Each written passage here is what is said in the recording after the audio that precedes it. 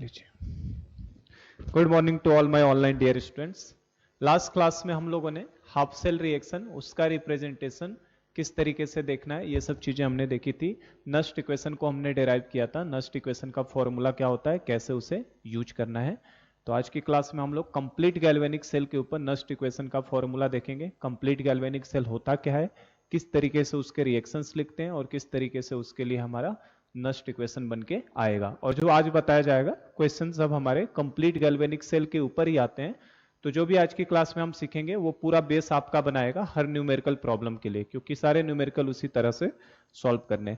तो पिछली क्लास का अगर बात करें अगर हम लोग थोड़ा सा, तो हमने देखा था कि कौन कौन से फैक्टर इलेक्ट्रोड पोटेंशियल को अफेक्ट करते हैं। तो सबसे पहला फैक्टर था बेटा nature of metal and it's ion, कि वो मेटल का नेचर क्या है और कौन से आयन में जा रहा है। जैसे Fe से Fe+2 में जा रहा है या Fe से Fe+3 में जा रहा है, पहला फैक्टर था। दूसरा था कंसंट्रेशन ऑफ द सॉल्यूशन, उस आयन का जिस सॉल्यूशन के अंदर उस एनोड या कैथोड को डिप किया आपने, उसके अंदर उस सॉल्यूशन का कंसंट्रेशन क्या है। बेसिकली उसके मेटल आयन का कंसंट्रेशन से हम कंसर्न करते हैं कि क्या उसका कंसंट्रेशन है। और थर्ड था हमारा टेम्परेचर ऑफ द एक्सपेरिमेंट। तो कंसंट्रेशन और टेम्परेचर के साथ जो वेरिएशन होता है वही हमारा नस्ट इक्वेशन कहलाता है। और हमने लास्ट क्लास में नस्ट इक्वेशन डिराइव किया था। तो हमारे पास नस्ट इक्वेशन का फॉर्मूला क्या आया था, नस्ट इक्वेशन को हम लोग बेसिकली एनी बोलते हैं। तो नस्ट इक्वेशन का फॉर्मूला क्या आया था बेटा, किसी भी सेल का ई निकालना है। ई हमारा क्या है, electrode potential at any condition, किसी भी वर्किंग टाइम में। जैसे आप सेल खरीद के ले आते हैं तो आपसे कोई पूछे कि 4 दिन के बाद बताइए उसका इलेक्ट्रोड पोटेंशियल कितना होगा, तो वो कैलकुलेट करने का तरीका क्या है, E इज इक्वल टू कैसे निकालेंगे हम लोग, ई नॉट। ई नॉट मतलब क्या है, स्टैंडर्ड इलेक्ट्रोड पोटेंशियल। जब हम नया नया सेल खरीदते हैं उस समय जो उसका इलेक्ट्रोड होता है पोटेंशियल डिफरेंस, जैसे हम लोग नॉर्मली जो सेल लेके आते हैं है ना, पेंसिल सेल हो, 1.5 वोल्ट का होता है। तो उसका ई नॉट की वैल्यू इनिशियली कितना है, 1.5 वोल्ट। वो वैल्यू धीरे धीरे कम होती है और वो निकालने का तरीका क्या है, नस्ट इक्वेशन से E is equal to E nought minus 2.303 RT upon NF log concentration of product upon concentration of reactant. तो ये फॉर्मूला हमने देखा था। ये जनरल फॉर्मूला है जब आपका टेम्परेचर चेंज होगा तब, है ना, किसी भी टेम्परेचर पे निकालने का ये फॉर्मूला है। पर क्वेश्चन में अगर टेम्परेचर मेंशन नहीं होता तो हम लोग हमेशा 25 मानते हैं, और 25 के ऊपर हमारे लिए ई का फॉर्मूला जो हो जाता है, E is equal to E nought minus, ये हम लोग टी की जगह पे डाल देंगे 25, यहाँ 8.314, और फैराडे की जगह पे बेटा 96500। एन हमारा क्या बताता है, एन का मतलब होता है नंबर ऑफ इलेक्ट्रॉन। ये ट्रांसफर्ड भी हो सकता है, गेन भी हो सकता है और लॉस्ट भी हो सकता है, तीनों तरीके का। हाफ सेल लोगे तो या तो गेन होगा या लॉस होगा, और कंप्लीट सेल लेंगे तो ट्रांसफर होगा, जो आज हम देखने वाले हैं। तो ये हमारा 0.059 आता है ना, divided by N log concentration of product upon concentration of reactant. तो ये हमारा नस्ट इक्वेशन है। इसी इक्वेशन की हेल्प से सारे प्रॉब्लम हमारे सॉल्व होने वाले हैं। पहले टाइप का सेल जो गैल्वेनिक सेल है, ठीक है ना, तो आप इसको समझ जाएंगे तो सारे क्वेश्चन सॉल्व हो जाएंगे। इसी फॉर्मूले से करना है। और हमने देखा था बेटा दो तरीके के सेल भी देखे थे, एक एनोड हाफ सेल होता था, दूसरा cathode half cell. Anode half cell पे हमेशा ही क्या होगा, ऑक्सीडेशन। एनोड हाफ सेल पे क्या होता है, ऑक्सीडेशन होता है। और अगर इस फॉर्मूले को एनोड हाफ सेल के लिए लगाना होगा तो हम लोग यहाँ पे EOP लिखते थे। EOP का मतलब ऑक्सीडेशन पोटेंशियल, है ना। और ये ऑक्सीडेशन पोटेंशियल किसके बराबर होता था, E nought OP, standard oxidation potential minus 0.059 by N log concentration of क्या आता था, आयन। ये फॉर्मूला कल हमने निकाला था। ऑक्सीडेशन पोटेंशियल कभी निकालना हो तो, है ना, या इसे आप ऐसे भी लिख सकते हो। देखो E कोई मेटल है, ऑक्सीडेशन हो रहा है, मतलब M से किस में जाएगा, M+N में, जो जैसे कि हमारा Zn+2 में जा रहा था। तो कोई मेटल है M+N में गया तो इज इक्वल टू कितना, E नॉट M+N। ये क्वेश्चन में हमेशा क्या रहेगा, गिवन रहेगा। स्टैंडर्ड इलेक्ट्रोड पोटेंशियल हमेशा क्या होता है, गिवन होता है हमारे लिए, minus 0.059 divided by N log of concentration of M+N। इस तरीके से, ठीक है ना, ये नंबर ऑफ ट्रांसफर इलेक्ट्रॉन आ जाता है। तो इस तरीके से भी आप इसको रिप्रेजेंट कर सकते हो। और एनोड हाफ सेल का ये हमारा बेटा नस्ट इक्वेशन कैसे लगा के सॉल्व करते थे। और अगर इसके रिप्रेजेंटेशन की बात किया जाए कि कैसे इसको रिप्रेजेंट करते हैं, तो रिप्रेजेंटेशन का तरीका क्या है, क्या बताया मैंने आपको, एक तरफ एनोड लिखना है एनोड, और एक वर्टिकल लाइन लेना होता है, और इस तरफ आपका क्या आता है, एनोड हाफ सेल इलेक्ट्रोलाइट। ठीक है ना। तो जो भी हमारे है ना इलेक्ट्रोलाइट, जो भी हमारे इलेक्ट्रोड होते हैं वो हमेशा कहाँ आएंगे, टर्मिनल। जैसे एनोड के नोटेशन में एनोड टर्मिनल पे आएगा, कैथोड वाले में कैथोड उस साइड के टर्मिनल पे आता है। और एनोड, और ये लाइन क्या बताता है, vertical line separation of phase को बताता है। एनोड जनरली हमारा सॉलिड फेज में होता है, और एनोड हाफ सेल इलेक्ट्रोलाइट हमारा एक्वस फेज में होता है, और इसका हमें क्वेश्चन में कंसंट्रेशन भी दिया रहेगा। ठीक है ना। तो ये हमारा सेपरेशन ऑफ फेज को बताता है वर्टिकल लाइन। ये हमारी बात हो गई किसके लिए, एनोड हाफ सेल के लिए। चलो इसी तरीके से अगर कैथोड हाफ सेल कोई पूछे, कैथोड हाफ सेल, तो कैथोड हाफ सेल पे क्या देखा था हमने, क्या होता है, हमेशा रिडक्शन होता है। और कैथोड हाफ सेल पे अगर बेटा रिडक्शन होता है तो वहां पे ईओपी ना होके क्या होता है, ईआरपी, रिडक्शन पोटेंशियल निकालते हैं हम लोग। और ईआरपी इज इक्वल टू क्या हो जाएगा आपका, E naught RP. E naught RP का मतलब स्टैंडर्ड रिडक्शन पोटेंशियल, ठीक है, minus 0.059 upon N log concentration of क्या, आयन।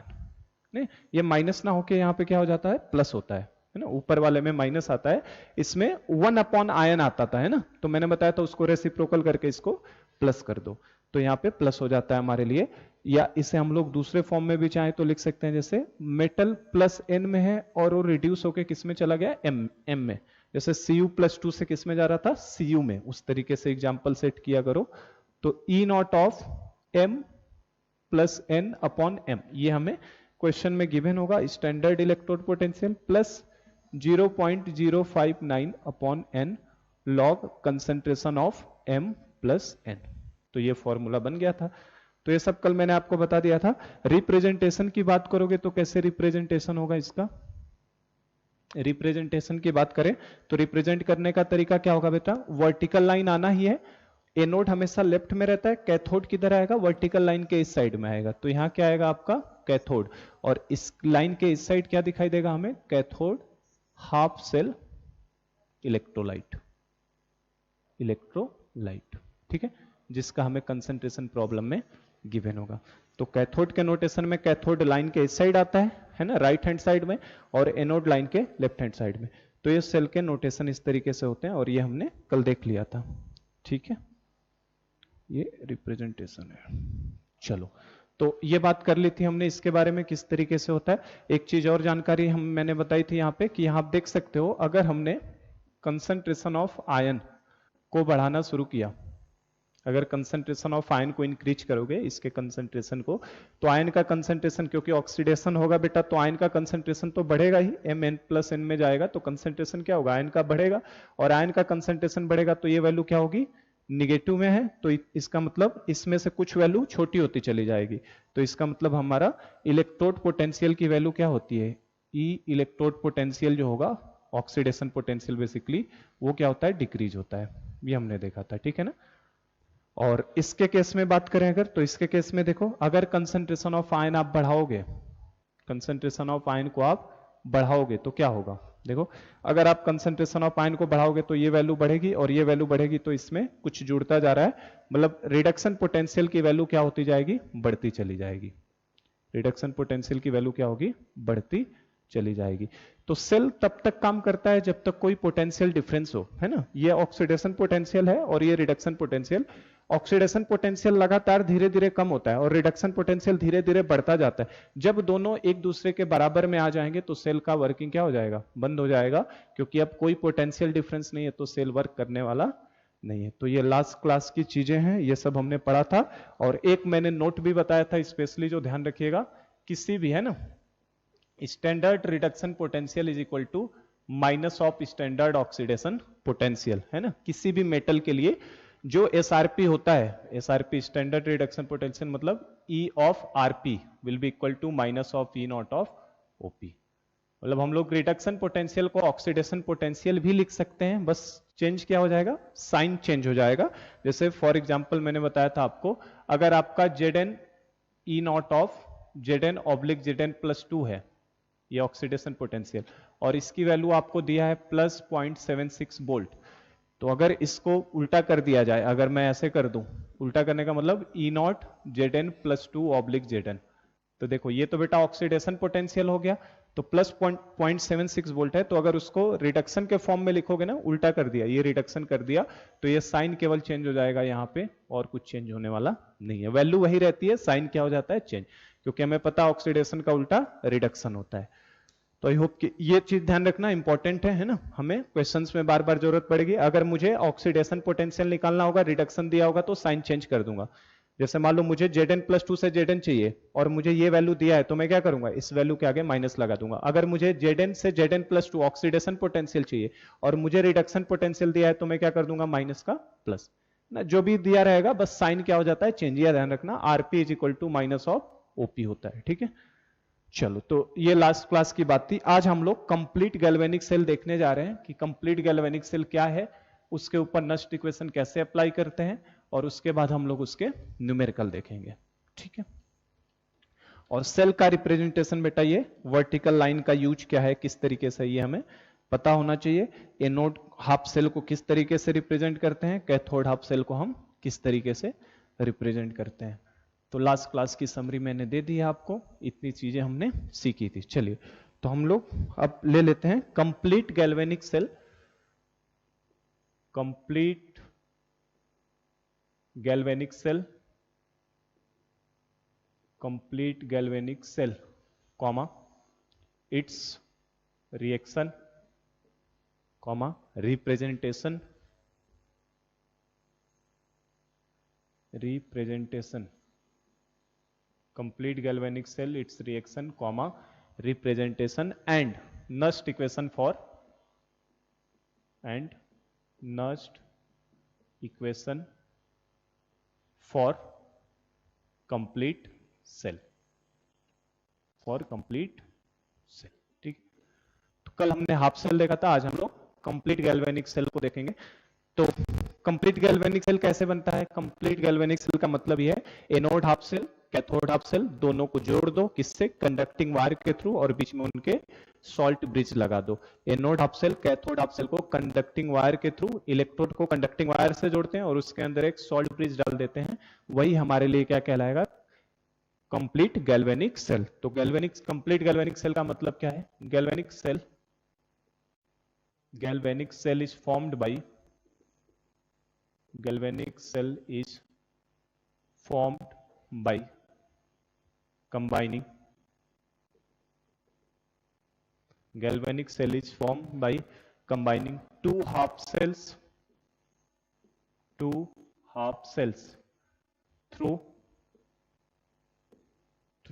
conducting wire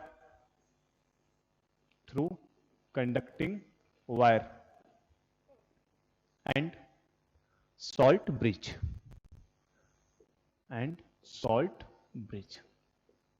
ठीक है।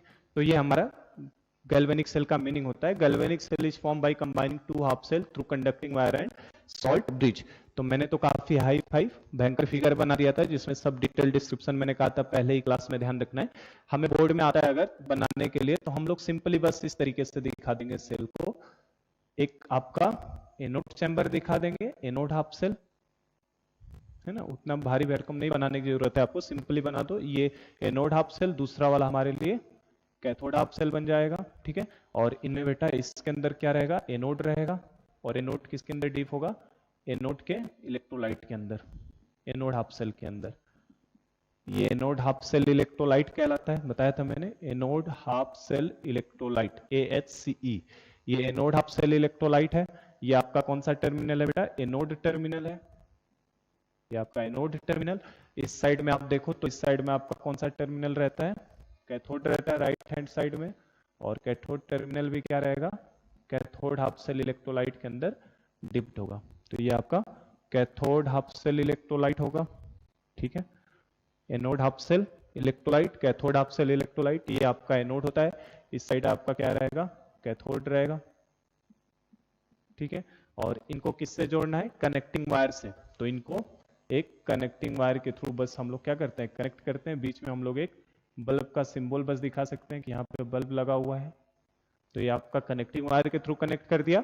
और बिना विदाउट सॉल्ट ब्रिज तो ये कभी कंप्लीट नहीं होता, तो इसके अंदर हमें एक सॉल्ट ब्रिज भी दिखाना है। तो बस आपको बोर्ड में अगर आता है कभी कि सेल बना के दिखाए गैल्वेनिक सेल, तो आपको बस इस तरीके से सिंपली बना लेना है सेल को, ठीक है। ये आपका क्या है, सॉल्ट ब्रिज, सॉल्ट ब्रिज। और इस वाले पोर्शन को क्या बोलते हैं हम लोग, एनोड हाफ सेल बोलते हैं, एएससी। और इस साइड के पोर्शन को क्या बोलते हैं, कैथोड हाफ सेल, ठीक। तो हमारा गैल्वेनिक सेल का मतलब ही होता है ना, एनोड हाफ सेल और कैथोड हाफ सेल दोनों को कंडक्टिंग वायर और सॉल्ट ब्रिज के साथ जोड़ दिया जाता है, उसी को हम लोग क्या बोलते हैं, गैल्वेनिक सेल, ठीक है। ये मीनिंग क्लियर हुआ किस तरीके से फिगर है, क्या बनाना है हमें। अब ये जो हाफ सेल होते हैं ना बेटा, ये वाला हाफ सेल और ये वाला हाफ सेल, ये हमारे पास टोटल 5 तरीके के होते हैं। मैंने आपको केवल मेटल आयन सिखाया, हम लोग टोटल यहाँ पे अभी इंट्रोडक्शन में हम लोग देख ही लेंगे 5 तरीके के। डिटेल डिस्क्रिप्शन हम लोग बाद में पढ़ेंगे, है ना, कमिंग लेक्चर जो आएंगे बाद में उनमें हम लोग डिटेल डिस्क्रिप्शन हाफ सेल के देखेंगे। ये 5 तरीके के हाफ सेल हैं, anode half cell, cathode half cell. ये अलग अलग तरीके के हाफ सेल को जोड़ के बनाया जा सकता है, तो हम लोग उनको लिख लेते हैं। अभी यहाँ पे बस इंट्रोड्यूस कर देता हूं मैं। There are 5 types of half cells. Half cells, और हाफ सेल्स को बेटा किसी किसी बुक में इलेक्ट्रोड्स भी लिखा होता है, तो उसमें भी कंफ्यूज मत होइएगा ना। कभी जैसे इसको एनोड हाफ सेल्स बोलते हैं ना, इसको कभी कभी बुक में एनोड बोल देता है इस पार्ट को पूरा, और इस पार्ट को कैथोड भी बोल देता है, तो उससे कंफ्यूजन नहीं होना चाहिए, दोनों एक ही मीनिंग होता है। There are 5 types of half cells, 5 तरीके के हाफ सेल होते हैं। सबसे पहला होता है हमारे पास मेटल। मैं आपको ये बताने की कोशिश कर रहा हूं कितने तरीके से हमारा सेल कंस्ट्रक्ट कर सकते हैं। तो 5 तरीके का हाफ सेल यूज करते हैं हम लोग। पहला है metal ion half cell, metal ion half cell, या इलेक्ट्रोड भी लिखा हुआ है तो भी गलत नहीं है, ठीक है।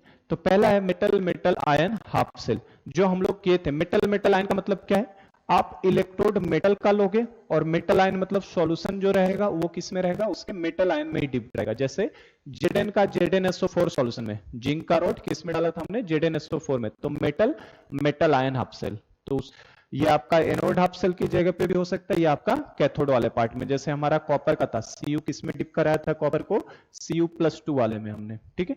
तो पहला है मेटल आयन हाफ सेल, इस तरीके का हाफ सेल हो सकता है। इसके अंदर एक चीज ध्यान रखना है, जो हम लोग सॉल्ट लेते हैं वो सॉल्युबल सॉल्ट होता है, क्योंकि एक इनसॉल्युबल वाला भी है हाफ सेल।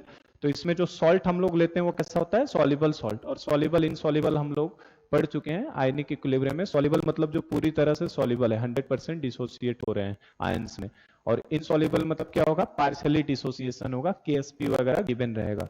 तो इसमें जो सॉल्ट हम लोग लेते हैं वो क्या होता है, कंप्लीटली सॉल्युबल होता है। और एग्जांपल की बात करो जैसे, तो Zn+2 है ना, जिंक को Zn+2 के ले रहा हूं। ZnSO4 में क्या सल्फेट आयन का कंसंट्रेशन चेंज हो रहा था, जो ZnSO4 था उसमें सल्फेट आयन का कंसंट्रेशन चेंज नहीं हो रहा था।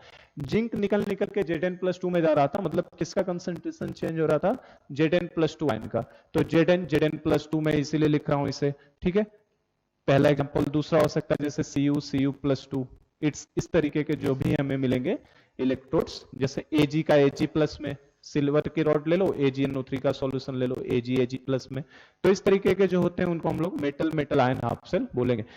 डिटेल नहीं जाना है, डिटेल इसको डिस्क्रिप्शन हम लोग बाद में एक एक हाफ सेल को डिस्कस करेंगे। बस अभी मेरा मतलब यह है बताने का कि आप हाफ सेल कितने तरीके के ले सकते हैं कंप्लीट गैल्वेनिक सेल बनाने के लिए। एक पहला तरीका यह है कि आप इधर भी मेटल आयन ले लिया, इधर भी आपने मेटल आयन हाफ सेल ले लिया। सेकंड देखो, सेकंड हाफ सेल जो है अपने पास, that is gas ion half cell, gas ion half cell या इलेक्ट्रोड। सबसे ज्यादा जो यूज होगा हमारे पास पहला वाला होता है मेटल आयन हाफ सेल। सबसे ज्यादा 90% प्रॉब्लम आपको इसी के ऊपर मिलेंगे। और सेकंड जो कॉमन यूज होने वाला हमारे पास हाफ सेल होता है वो गैस आयन हाफ सेल है। इसके ऊपर हम लोग कल की क्लास या परसों की क्लास में आएंगे। Gas ion half cell hydrogen वाला बताऊंगा मैं किस तरीके से होता है। इसके अंदर बेसिकली गैस पास करते हैं और आयन रहते हैं ना सॉल्यूशन के अंदर। तो इसका डिस्क्रिप्शन हम लोग देखेंगे।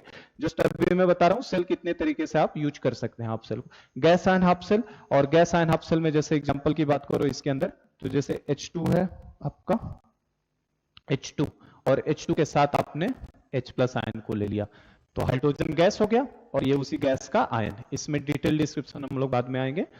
तो H2 से H+ ऐसे भी हो सकता है, या Cl2 गैस लिया Cl- ले लिया एटसेट्रा। इस तरीके के हाफ सेल भी बनेंगे हमारे पास। तो आप देखो H प्लस अगर आ गया तो H प्लस आते ही आयनिक इक्विलिब्रियम आ गया, क्योंकि आयनिक इक्विलिब्रियम में तो हमेशा क्या करते हैं हम लोग H प्लस का कंसंट्रेशन ही तो निकालते थे ताकि हमें पीएच निकाल सके। तो H प्लस आ गया तो बेटा यहाँ पे एडवांस लेवल के अच्छे प्रॉब्लम बन जाते हैं इलेक्ट्रोकेमिस्ट्री और आयनिक इक्विलिब्रियम को मिला के। हम लोग करेंगे ही क्वेश्चंस कुछ उस तरीके के भी। थर्ड हमारे पास जो होता है oxidation reduction half cell. Oxidation reduction half cell, या इसको हम लोग रेडॉक्स इलेक्ट्रोड भी बोलते हैं। रेडॉक्स इलेक्ट्रोड हम सबको डिटेल में पढ़ने वाले हैं, ऐसा नहीं है कि ये सब सर नाम लिखवाया है, ऐसे नहीं, ये सब डिटेल में हम पढ़ने वाले हैं कुछ आगे वाले लेक्चर्स में। ये सबको डिटेल में हम लोग पढ़ेंगे एक एक सेल के बारे में कि कैसे होता है ऑक्सीडेशन रिडक्शन हाफ सेल या रेडॉक्स इलेक्ट्रोड। इसमें क्या होता है, इसमें बस मैं एग्जांपल आपको जस्ट मेंशन कर रहा हूं। इसमें ऐसा हम लोग लेते हैं जिसमें ऑक्सीडेशन भी हो सके रिडक्शन भी हो सके। मतलब इस सॉल्यूशन के अंदर आपको मैंने बताया था इनर्ट इलेक्ट्रोड, बताया था एक होता है एक्टिव इलेक्ट्रोड और दूसरा होता है इनर्ट इलेक्ट्रोड। इनर्ट इलेक्ट्रॉन जिसमें सॉल्यूशन प्रेशर और ऑस्मोटिक प्रेशर सेम हो जाता है, तो ना वेट लॉस करता है ना वेट गेन करता है, उसको क्या बोलते थे, इनर्ट इलेक्ट्रोड। तो बेसिकली इनर्ट इलेक्ट्रोड का काम क्या है, केवल इलेक्ट्रॉन का ट्रांसफर करना। इसमें खुद मेटल ही इलेक्ट्रोड की तरह काम करता है, या तो एनोड की तरह या कैथोड की तरह। इनके अंदर इनर्ट इलेक्ट्रोड लगता है, इसके अंदर भी इनर्ट इलेक्ट्रोड, आगे के जितने मैं आपको बताने वाला हूं उनमें इनर्ट इलेक्ट्रोड का बेसिकली यूज होता है। ठीक है, तो ऑक्सीडेशन रिडक्शन हाफ सेल में क्या होता है, हम लोग सॉल्यूशन लेंगे, उसके अंदर Fe+2 Fe+3 दोनों आयन मौजूद होंगे और एक इनर्ट इलेक्ट्रोड लगा देंगे, किसको, प्लेटिनम के वायर को। वो प्लेटिनम इलेक्ट्रॉन ट्रांसफर करने का, लेने देने का काम करेगा। डिटेल में हम लोग देखने वाले हैं। जस्ट अभी आप ये आइडिया रखिए कि ऑक्सीडेशन रिडक्शन हाफ सेल भी एक होता है, जैसे फॉर एग्जांपल इसमें Fe+2 और Fe+3 इस तरीके से आयन मौजूद हो, Fe+2 Fe+3 आयन मौजूद है एक ही सॉल्यूशन के अंदर, तो ऑक्सीडाइज भी हो सकता है और वो रिड्यूस भी हो सकता है जैसी जरूरत होगी। फॉर एग्जांपल जैसे आपका ये एडवांस लेवल पे कुछ ऐसे भी क्वेश्चन आ जाएंगे, MnO4 माइनस और Mn+2 का दे देगा, हम सब करेंगे, ये सब हम लोग डिटेल में खूब करेंगे बाद में, है ना, लेक्चर बढ़ता जाएगा। Mn में देखो आप +7 में, +7 से +2 में, तो इस तरीके के सेल को बोलेंगे हाफ सेल को oxidation reduction half cell. Fourth होता है अपने पास मेटल। ये फोर्थ पहले के जैसा ही होता है, लेकिन पहले में सॉल्युबल सॉल्ट होता है, इसमें बेटा इनसॉल्युबल सॉल्ट होता है। Metal insoluble salt, insoluble salt, anion half cell, anion half cell या इलेक्ट्रोड। ठीक है, इसमें मेटल रहेगा और उसका इनसॉल्युबल सॉल्ट भी रहेगा और साथ में एनायन भी दिया रहेगा। इसमें बहुत कंफ्यूजन होता है, ये आपका केवल एडवांस के सिलेबस में, जेई नीट और आपके सीईटी के सिलेबस में फोर्थ वाला सेल नहीं, फिर भी हम लोग इसको देखेंगे ही। अच्छा सेल होता है काफी, इसमें कंफ्यूजन ज्यादा होता है। Metal insoluble salt anion half cell, तो इसमें मेटल जैसे ले लिया हमने एजी का इनसॉल्युबल सॉल्ट हमने ले लिया AgCl, ठीक है, और उसके बाद हमने इसका एनायन ले लिया Cl-। तो इस तरीके से सेल बनेगा आपका। Ag मेटल हो गया, इनसॉल्युबल सॉल्ट AgCl, हमें कैसे पता चलेगा इनसॉल्युबल सॉल्ट है, तो AgCl का बेटा Ksp क्या रहेगा, प्रॉब्लम में गिवन होगा। जिसका Ksp गिवन होता है वो क्या होता है, इनसॉल्युबल, और जिसका गिवन नहीं होता वो क्या होता है, सॉल्युबल। बताया मैंने आयनिक के अंदर, तो आयनिक का यूज इस चैप्टर में काफी होता है। AgCl का Ksp अगर दिया, जिस सॉल्ट का Ksp दिया है, इसका मतलब वो सॉल्ट हमारे लिए क्या है, इनसॉल्युबल, क्योंकि सॉल्युबिलिटी प्रोडक्ट केवल उन्हीं के लिए डिफाइन है जो इनसॉल्युबल है, या उसको हम लोग इनसॉल्युबल तो नहीं बोलते, फिजिकल के टर्म्स में हम लोग क्या बोलते हैं, नेग्लिजिबली सॉल्युबल। ठीक है, तो आपको रॉड दिया है मेटल, मेटल का इनसॉल्युबल सॉल्ट, और साथ में उसके एनायन, अगर सपोज करो ये एनायन में छिपा लूं, एनायन नहीं देता तो आपको मेटल और मेटल का इलेक्ट्रोलाइट दिखाई देता, तो पहला वाला बन जाता, metal metal ion half cell की तरह हो जाता। क्यों, देखो ना, जिंक और ZnSO4 ही तो है ये बेसिकली, जिंक और ZnSO4 ले लिया हमने, तो Ag और AgCl केवल देते, Cl- नहीं देता, तो आपका ये metal metal ion half cell बनता पहला वाला। लेकिन अगर साथ में एनायन भी दे दिया है, मतलब ये metal insoluble salt anion half cell है। तो ये आइडिया हम लोग लेंगे काफी डिटेल में, इसको भी हम लोग देखने वाले हैं बाद में चल के। तो बस मीनिंग ये है कि आप इनमें से किसी को भी उठा के, किसी को एनोड बना सकते हो, किसी को भी उठा के आप कैथोड बना सकते हो। और फिफ्थ सेल की बात करो, लास्ट सेल, तो ये हमारा ऊपर वाले का ही है, फोर्थ वाले का ही है, ये कैलोमेल इलेक्ट्रोड, कैलोमेल इलेक्ट्रोड, कैलोमेल इलेक्ट्रोड। जैसे इसमें हम लोग जो यूज करने वाले हैं एग्जाम्पल क्या, यही इसका है ही हमारे पास सेल Hg2Cl2, ये कैलोमल होता है, इसका मेटल Hg और इसका आयन Cl-। तो देखो आप ये इसी के जैसा है ना, सेम इसी के जैसा है। तो metal insoluble salt anion half cell का ही एक कैलोमल इलेक्ट्रोड एक फॉर्म है, उसी का फॉर्म है, उसी की कैटेगरी में आता है, सेम उसी के अंदर है। लेकिन इसको हम लोग अलग से क्यों ले रहे हैं, क्योंकि ये used as a reference electrode, used as a reference electrode, ये एक रेफरेंस इलेक्ट्रोड की तरह यूज होता है। रेफरेंस इलेक्ट्रोड हम लोग देखेंगे किस तरीके से होते हैं, तो रेफरेंस इलेक्ट्रोड की तरह यूज होता है। तो बेसिकली ये 5 तरीके के आपके पास हाफ सेल हो सकते हैं। तो आप बेटा इन पांचों में से किसी को भी एनोड हाफ सेल बना सकते हो, किसी को भी कैथोड हाफ सेल। जैसे जो हमने पढ़ा है अभी तक, हमने क्या पढ़ा है, जिंक की रॉड को ZnSO4 में डाला था, कॉपर की रॉड को CuSO4 में डाला था। तो हमारे लिए एनोड हाफ सेल भी metal metal ion half cell था, और कैथोड हाफ सेल भी हमारे लिए क्या था बेटा, metal metal ion half cell. मैं चाहूं तो ऐसा भी कर सकता हूं, इस साइड में मैं जिंक की रॉड को डाल दूं ZnSO4 में, तो metal metal ion half cell हो जाएगा। और इस साइड के हाफ सेल में इन चारों में से किसी को भी उठा सकता हूं, जरूरी नहीं है मैं CuSO4 में Cu को लूं, मैं इन चारों में से कोई भी उठा सकता हूं। जैसे मैं ऑक्सीडेशन रिडक्शन हाफ सेल भी उठा सकता हूं। कैसे, Fe+2 Fe+3 दो आयन रहेंगे, और एक मैं प्लेटिनम की वायर लगा दूंगा इसके अंदर, जो इलेक्ट्रॉन को, प्लेटिनम की वायर को जोड़ दूंगा जो इलेक्ट्रॉन को ट्रांसफर करने का काम करेगा। तो बेसिक मीनिंग यही है कि आप किसी भी इन पांच कैटेगरी में से आप किसी भी हाफ सेल को यूज करके बना सकते हैं। जो सबसे सिंपलेस्ट और जो सबसे 90% क्वेश्चंस में देखने को मिलेगा वो कौन सा होगा, metal metal ion half cell, जो हमने देखा था जिंक का ZnSO4 में, कॉपर का कॉपर SO4 में। तो metal metal ion half cell common होता है, सबसे ज्यादा यूज। सेकंड मोस्ट जो यूज होने वाला है gas ion half cell. Gas ion half cell में जैसे इधर मैं दिखाऊंगा, अगली क्लास में हम लोग आ ही जाएंगे इसके ऊपर, ये भी कॉमनली यूज होता है। सेकंड मोस्ट कॉमन ये है हमारे पास सेल। इनके यूज तो बहुत कम देखने को मिलेंगे, एक दो प्रॉब्लम, लेकिन हम इनके ऊपर भी देखेंगे। तो आई होप की मीनिंग क्लियर हो गया कि हम इन 5 तरीके के सेल को, किसी को भी एनोड हाफ सेल बना सकते हैं, इन पांचों में से किसी को भी कैथोड हाफ सेल बनाते हैं। इनमें से किसी भी दो को या तो सेम को सेम के साथ जोड़ो, जैसे मेटल मेटल आयन इधर भी, मेटल मेटल आयन इधर भी, तो एक सेल बन सकता है। मेटल मेटल आयन को इन चारों में से किसी के साथ जोड़ेंगे तो दूसरे टाइप का सेल बन सकता है। तो गैल्वेनिक सेल बनाने के बहुत सारे तरीके हैं, ये आइडिया मैंने दे दिया आज की क्लास में। आगे हम लोग इसको डिटेल में पढ़ेंगे कि ये किस तरीके से होते हैं। चलिए, तो ये हमारा गैल्वेनिक सेल किस किस तरीके से बनाया जा सकता है, क्या क्या कॉम्बिनेशन से बन सकता है, कितने तरीके के हाफ सेल होते हैं। हमारा काम है अब गैल्वेनिक सेल का बेटा,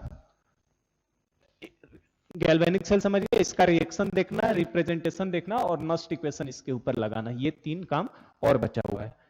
तो जो हम लोग कॉमनली यूज कर रहे हैं, कौन सा यूज किया था हमने, जिंक को ZnSO4 में, उसी पे मैं समझा देता हूं पूरे चैप्टर को। Zn को ZnSO4 के साथ लिया था और कॉपर को CuSO4 में लिया था। तो हम लोग उसी गैल्वेनिक सेल के लिए बात कर रहे हैं। मतलब मैंने कहा था पहले ही क्लास में कि आपको दिमाग में वो बना के चलना हमेशा, आपके पास ये बनाने की जरूरत नहीं आपको, बस मैं बताने के लिए बता रहा हूं। आपके पास 2 तरीके के चैम्बर होते हैं, ये बीच में सॉल्ट ब्रिज होगा, इधर आपका एनोड हाफ सेल, इस साइड में आपका कैथोड रॉड लगी रहेगी, और ये दोनों वायर के थ्रू क्या रहेंगे, कनेक्टेड रहेंगे। तो हम लोग जो कंस्ट्रक्शन करने जा रहा हूं मैं, रिएक्शन, रिप्रेजेंटेशन और नस्ट इक्वेशन, हर जो भी सेल गैल्वेनिक सेल बनेगा उनके लिए यही जनरल थीम रहेगा करने का। जैसे मैं ले रहा हूं ZnSO4 के लिए, और रॉड किसका लिया मैंने, जिंक का, और इसमें सॉल्यूशन कौन सा लिया मैंने, CuSO4, और रॉड किसका लिया मैंने, कॉपर का। ठीक है बेटा, चलो। तो ये हमारा इलेक्ट्रोलाइट है, इसके अंदर इलेक्ट्रो, ये बनाने की जरूरत नहीं है, ये बस आइडिया दे रहा हूं मैं क्या करना है। अब रिएक्शन लिखना है ना, तो हम लोग ले रहे हैं रिएक्शन ऑफ, या लिखो galvanic cell reactions, galvanic cell reactions. तो गैल्वेनिक सेल अगर आपने बनाया बेटा, तो आपके पास एनोड हाफ सेल भी है और आपके पास कैथोड हाफ सेल भी है। तो आप दोनों को जोड़ोगे तब गैल्वेनिक सेल बनेगा। मतलब इसमें 2 रिएक्शन लिखने पड़ेंगे, एनोड का भी लिखना पड़ेगा और कैथोड का भी। इसके पिछले टॉपिक में हम लोग एनोड हाफ सेल को पढ़े तो केवल उसमें एनोड का लिखा था, कैथोड हाफ सेल को पढ़े तो कैथोड का लिखा था। अब उन दोनों को हमने जोड़ दिया एक साथ, है ना। तो वो जो पिछली क्लास में था वैसे ही पैटर्न है। तो गैल्वेनिक हाफ सेल में हमें पता है कि हमारे पास 2 टर्मिनल होते हैं। पहला होता है एनोड, कौन सा, एनोड, और एनोड पे बेटा क्या होता है, ऑक्सीडेशन।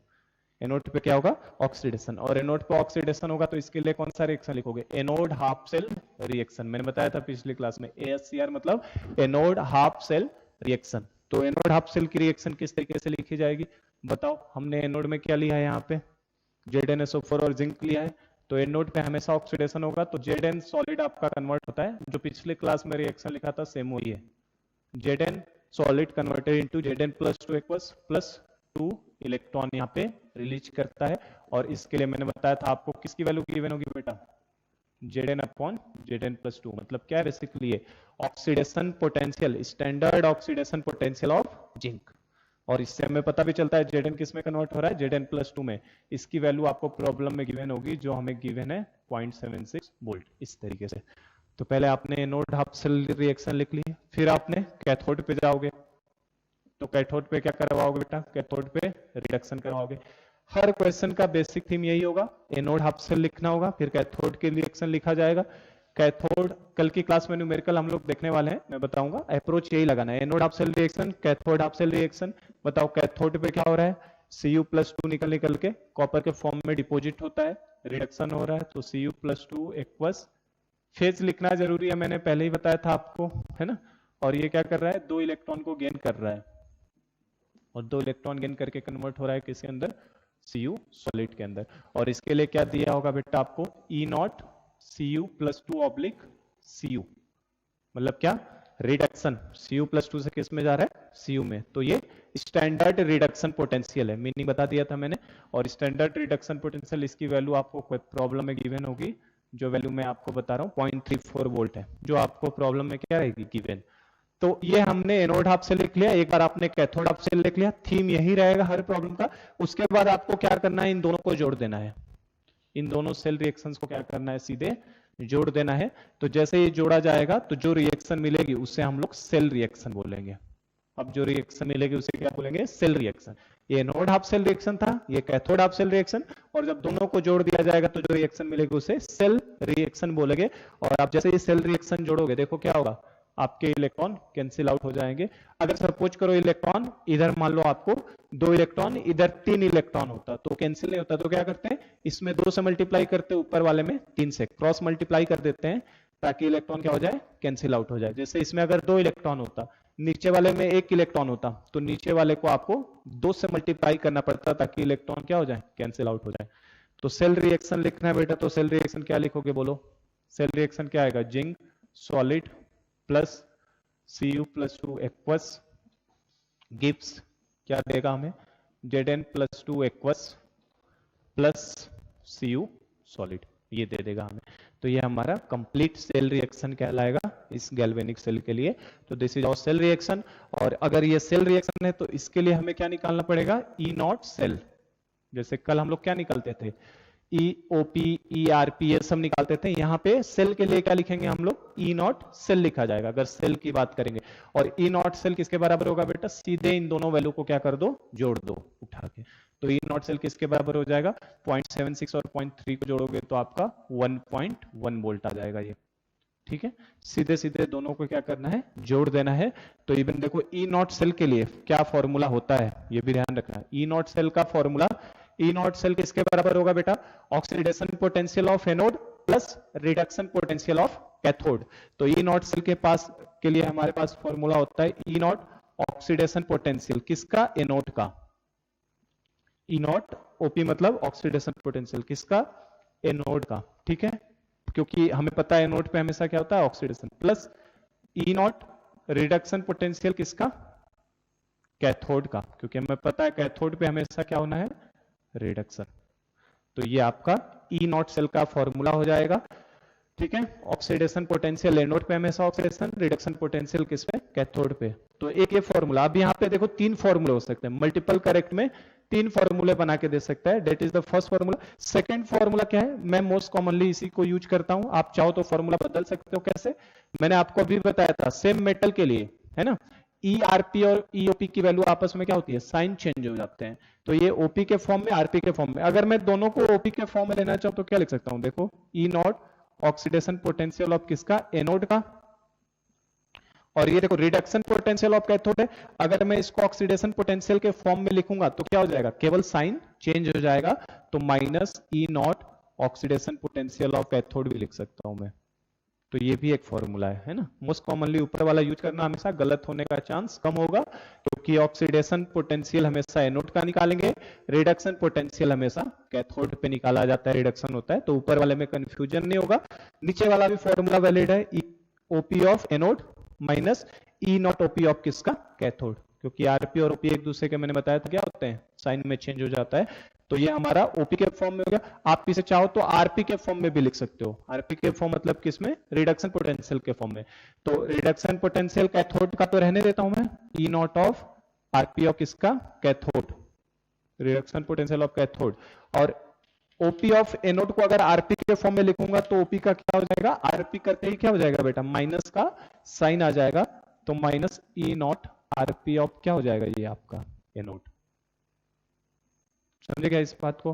तो ये तीन फॉर्मूले होते हैं, ठीक है, आपको जो पसंद आए इन तीनों फॉर्मूले में से उससे आप यूज कर सकते हैं ई नॉट सेल के लिए। मल्टीपल चॉइस करेक्ट क्वेश्चन में है ना, तो दिया ही रहेगा, तो आप तीनों में से तीनों टिक करेंगे। मैं आपको रिकमेंड करूंगा पहला वाला याद रख, पहला वाले से यूज करने का, क्योंकि देखो पहला वाला क्यों, फायदा क्या है, क्योंकि हमें पता है एनोड पे हम लोग क्या लिखेंगे, ऑक्सीडेशन, और एनोड पे ऑक्सीडेशन लिखते ही क्या मिल जाएगा, ऑक्सीडेशन पोटेंशियल, ठीक है। कैथोड पे हमेशा क्या होता है, रिडक्शन, कैथोड पे हमेशा क्या होता है, कैथोड पे रिडक्शन, और रिडक्शन लिखते ही क्या मिल जाएगा, रिडक्शन पोटेंशियल। तो साइन का कोई लफड़ा नहीं रहेगा, हमको ऑक्सीडेशन पोटेंशियल ऑफ एनोड और रिडक्शन पोटेंशियल ऑफ कैथोड को केवल उठा के क्या करना है, जोड़ देना है दोनों को। तो साइन का कोई लफड़ा नहीं रहता, इनमें साइन थोड़ा सा चेंज हो रहा है। तो मैं फर्स्ट वाला यूज करता हूँ, आप इनों में से कोई भी यूज करिए। तो ये आपका ई नॉट सेल का है। ई नॉट सेल के तीन फॉर्मूले हैं, तो बेटा ई सेल के भी तीन फॉर्मूले बनेंगे। ये ई नॉट सेल कब है, जब हम सेल खरीद के लाते हैं, नया नया सेल खरीद के लाओगे तो वो आपका क्या रहेगा, ई नॉट सेल। हमें तो कुछ समय के बाद निकालना पड़ेगा ना, कि कुछ समय के बाद कितना उसका इलेक्ट्रोड पोटेंशियल हो रहा है, तो डेट इज ई सेल। तो ई सेल क्या हो जाएगा बताओ, हर जगह से नॉट हटा दो, बन गया ई सेल का फॉर्मूला। तो ई सेल क्या हो जाएगा, electrode potential of anode plus reduction potential of किसका, कैथोड। जो लिखा है बस मैंने नॉट हटा रहा हूं ऊपर से, और कुछ नहीं, कैथोड। तो देखो ये तरीका कब यूज कर सकते हो, ये भी कर सकते हो। कल की क्लास में मैंने आपको ईओपी निकालना सिखाया था, कल की क्लास में ईओपी अभी रिवीजन में भी दिया मैंने।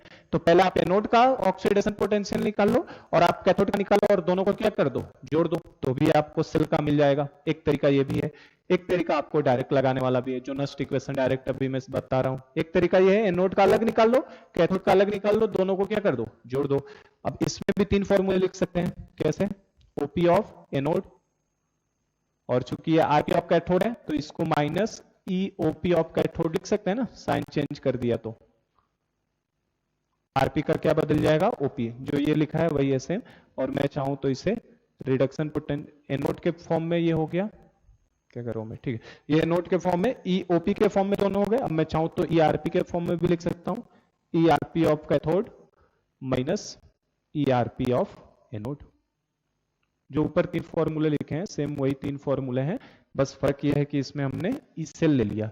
ई सेल मतलब आफ्टर सम टाइम, जब एनी कंडीशन पे, ई का मतलब क्या होता था, स्टैंडर्ड पोटेंशियल, स्टैंडर्ड बोल रहा हूं, पोटेंशियल डिफरेंस या electrode potential at any condition, किसी भी कंडीशन पे इलेक्ट्रोड पोटेंशियल। तो आई होप कि ये क्लियर है आपको, ये फॉर्मूला ध्यान में रखिएगा बेटा, इसी से हमें सॉल्व करना है। चलो तो मैं इसे हटा रहा हूं यहां से, क्योंकि अब हम लोग नस्ट इक्वेशन को देखते हैं। ये हो गया रिएक्शन, इसके क्या रिएक्शन है, रिप्रेजेंटेशन अभी मैं बता रहा हूं, पहले हम लोग नस्ट इक्वेशन को देख लें। तो ये ई सेल मेरा सिखाने का काम था, कैसे निकालना है, तो ई सेल हम लोग समझ गए। अब देखो नस्ट इक्वेशन अप्लाई कर दो बेटा। तो अब नस्ट इक्वेशन में क्या आता था, पहले हम लोग ऑक्सीडेशन पोटेंशियल था तो ईओपी निकालते थे, रिडक्शन के केस में हम लोग ईआरपी निकालते थे। चूंकि यहाँ पे तो दोनों एक साथ हो रहा है, पूरा रेडॉक्स हो रहा है, तो सेल रिएक्शन के लिए हम लोग नस्ट इक्वेशन की बात कर रहा हूं मैं, नस्ट इक्वेशन। तो नस्ट इक्वेशन कैसे लिखोगे बेटा, तो अब यहाँ पे ईओपी ईआरपी नहीं रहेगा, यहाँ पे क्या रहेगा, ई सेल। यहाँ पे क्या निकालना रहेगा हमें, सेल का ई सेल निकालेंगे। ईओपी ईआरपी तो अलग अलग पार्ट का निकाल देते, तो E cell is equal to क्या, E naught cell minus 0.059 upon N log of concentration of product upon concentration of reactant. तो इसकी हेल्प से हम लोग निकालेंगे। तो बस इसके लिए अगर अप्लाई कर दिया जाए तो यहाँ पे क्या आ रहा है, देखो E cell is equal to E naught cell. अगर आपने ये समझ लिया है तो आपको हर प्रॉब्लम इसी अप्रोच से करना है, पहले रिएक्शन एनोड की लिखनी है, फिर कैथोड की, फिर सेल रिएक्शन, फिर उसके ऊपर नस्ट इक्वेशन। न्यूमेरिकल कल हम लोग करेंगे, ठीक है।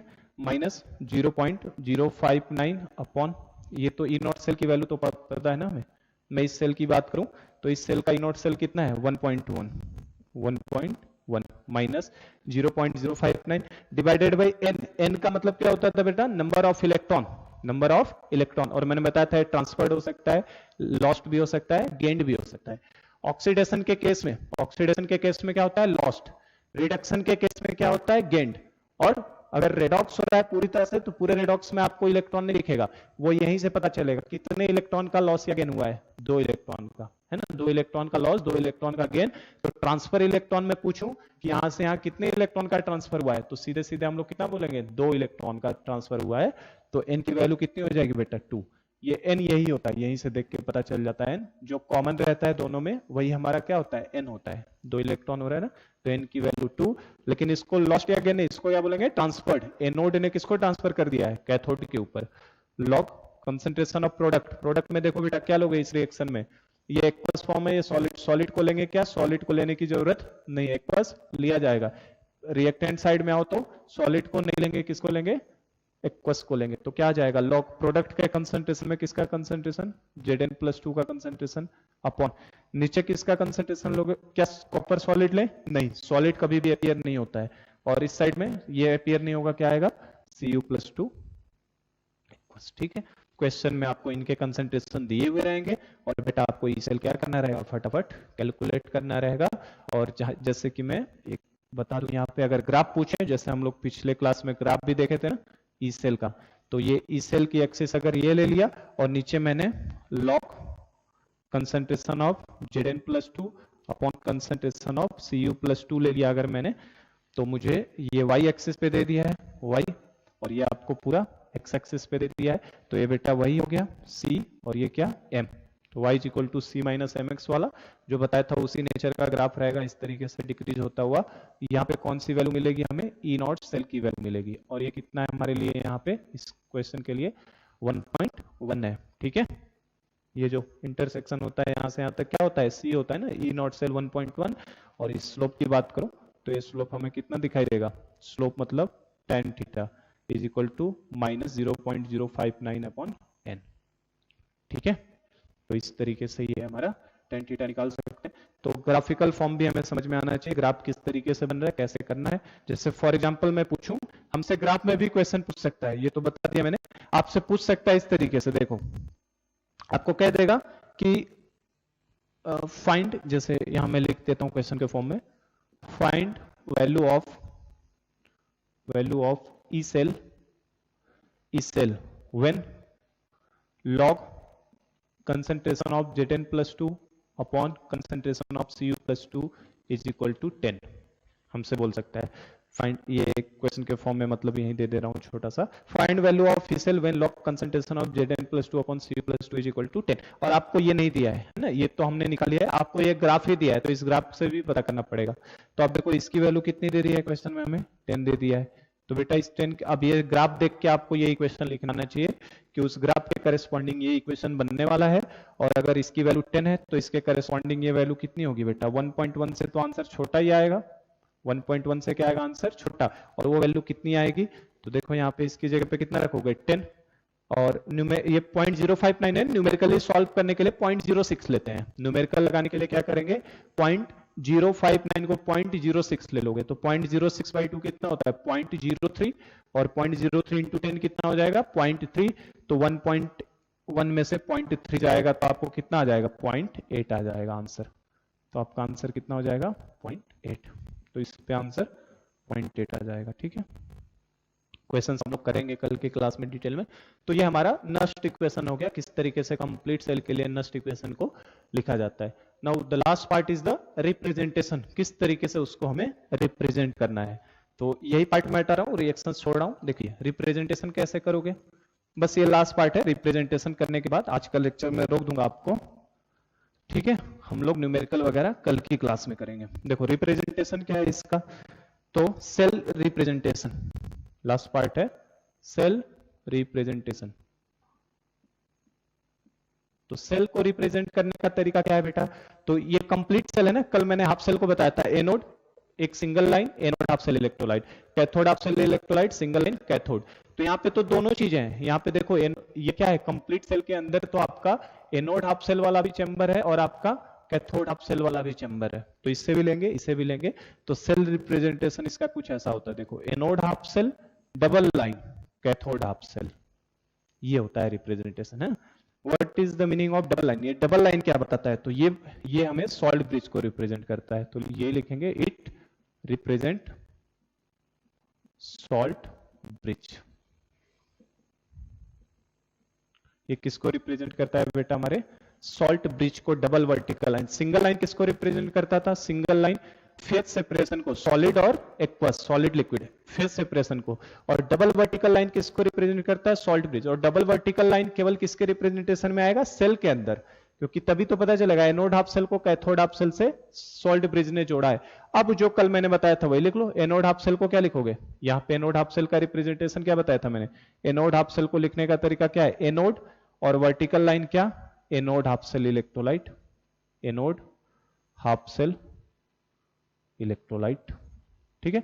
फिर बेटा double vertical line, cathode half cell का रिप्रेजेंटेशन क्या था?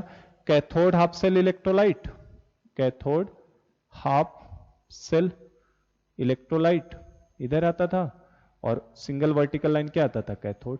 तो देखो हो गया ये रिप्रेजेंटेशन। ये हमारे सेल का रिप्रेजेंटेशन है, कंप्लीट सेल का। ये एनोड हाफ सेल का जो लिखा था वो है, और ये आपका कैथोड हाफ सेल का रिप्रेजेंटेशन था। तो बस उनको लिख दो, ये आपका सेल बन जाता है। और हमें इनके क्या दिए रहेंगे? कंसंट्रेशन दिए रहेंगे। यहाँ पे क्या दिया रहेगा? कंसंट्रेशन। तो आपको सेल को रीड करने आना चाहिए बेटा, सिंबॉलिक फॉर्म में सेल मिलेगा हमें, है ना। तो इस तरीके से आपको सेल दिखाई देगा। Double vertical line separation of किसको बताता है? सेपरेशन बोल रहा हूं, ये बताता है हमें सॉल्ट ब्रिज को। Double vertical line salt bridge को ये क्या बताता है? Phase separation. ये सॉलिड होता है और ये एक्वस है, इधर भी ये एक्वस है और ये सॉलिड है, तो फेज सेपरेशन। तो इसके लिए जैसे लिखना हो तो क्या लिखोगे? इसके लिए हम लोग क्या लिख सकते हैं? जिंक सॉलिड ऑब्लिक इलेक्ट्रोलाइट क्या ले हमने? ZnSO4 aqueous. और इसका कंसंट्रेशन कुछ आपको दिया रहेगा बेटा, C1 मोलर। मोलर को कैपिटल M लिख रहा हूं मैं। Zinc solid ZnSO4 C1 molar. Double vertical line किसको बता दिया? सॉल्ट ब्रिज को। और इस साइड क्या रहेगा आपका? CuSO4 aqueous. और इसका कुछ कंसंट्रेशन दिया होगा क्वेश्चन के अंदर, मान लो सपोज करो C2 मोलर। और इस साइड उसका इलेक्ट्रोड कौन सा है? Copper solid. तो बस हो गया रिप्रेजेंटेशन। तो अब देखो क्या हमें सीखना है। हमें सेल इस फॉर्म में लिखा हुआ मिलेगा, हमें सेल जो बेटा है इस तरीके के फॉर्म में लिखा हुआ मिलेगा। और इस फॉर्म को देख के हमें आइडिया लगाना है कि ये रिएक्शन होगी। इसको देख के क्या आइडिया लगाना है? ये रिएक्शन होगी। ये वाला पार्ट, डबल लाइन के इधर वाला पार्ट एनोड हाफ सेल को बताएगा, मतलब Zn किस में कन्वर्ट हो रहा होगा? Zn+2 में। और इस डबल लाइन के इस साइड वाला पार्ट क्या बता रहा होगा? Cu+2 किस में कन्वर्ट हो रहा होगा? Co में। Cu+2 किस में कन्वर्ट हो रहा होगा? Cu के अंदर। समझे क्या बात को? तो ये एनोड हाफ सेल वाला पार्ट है, ये हमारा कैथोड हाफ सेल वाला पार्ट है। रिप्रेजेंटेशन सेल का इस तरीके से हम लोग दिखाते हैं। या और करके मैं ये भी मैंने कल बताया था आपको, क्या सल्फेट आयन का कंसंट्रेशन चेंज होगा? नहीं। तो आपको ऐसे भी ये दे सकता था, Zn solid oblique Zn+2 aqueous, double vertical line Cu+2 aqueous oblique Cu solid, ऐसे भी दे सकता था, तो भी कोई दिक्कत नहीं है। ऐसे रिप्रेजेंट कर दिया तो भी कोई दिक्कत नहीं। हमें पता है Zn किस में जाने वाला है? Zn+2 में। यहाँ Cu+2 किस में जाने वाला है? Cu में। ये एनोड लेफ्ट साइड में क्या होता है? हमेशा लेफ्ट में anode half cell, right side में क्या होता है? Cathode half cell. लेफ्ट में हमेशा लोन वर्ड बताया था ना, loan, LOAN, left anode oxidation negative. तो लेफ्ट साइड में हमेशा सेल के क्या दिखाई देगा? एनोड हाफ सेल, और राइट में कैथोड हाफ सेल। तो आपसे ये सेल रिप्रेजेंटेशन हमें रीड करने आना चाहिए। कल मैं क्वेश्चन इस पे लेके दिखाऊंगा। हमें क्वेश्चन में देगा calculate E cell, E naught cell of the following cell, इस तरीके का सेल बना के एक दे देगा हमें, है ना। कंसंट्रेशन भी यहां दे देता हूं। इसका कंसंट्रेशन हमें क्वेश्चन में दिया रहेगा, मान लो C1 मोलर, इसका कंसंट्रेशन दिया होगा C2 मोलर, इस तरीके से। तो ये सेल जैसे ही मुझे बना के दे देगा तो मुझे इतना आइडिया लग जाना चाहिए कि एनोड हाफ सेल में जिंक Zn+2 में जा रहा है, कैथोड हाफ सेल में Cu+2 Cu में जा रहा है। तुरंत मैं इन दोनों रिएक्शंस को लिखूंगा, इनकी वैल्यू भी हमें क्वेश्चन में क्या रहेगी? इस तरीके से गिवन, फिर मैं जोड़ के निकालूंगा और फिर क्वेश्चंस को हम लोग सॉल्व करेंगे। तो ये हमारा कंप्लीट डिस्कशन है कंप्लीट गैल्वेनिक सेल का, उसके रिएक्शन का, रिप्रेजेंटेशन का, और नस्ट इक्वेशन कैसे उसके ऊपर अप्लाई किया जाता है। तो कल की क्लास में हम लोग न्यूमेरिकल है इसी के ऊपर लेने वाले हैं कि सेल को रिप्रेजेंटेशन किस तरीके का है और किस तरीके से न्यूमेरिकल सॉल्व करने हैं। ठीक है, तो आज का लेक्चर में यही स्टॉप करता हूं। हम लोग कल की क्लास में यहीं से न्यूमेरिकल प्रॉब्लम से आगे बढ़ेंगे। ठीक है, तो आज इंपॉर्टेंट है, अच्छे से पढ़ लीजिए इसे, है ना, क्योंकि ये पूरा अगर आपने इसको ढंग से समझा है तो आप पूरा first part galvanic cell complete हो जाएगा। ठीक है, तो आज का लेक्चर यहीं स्टॉप करते हैं। Thank you.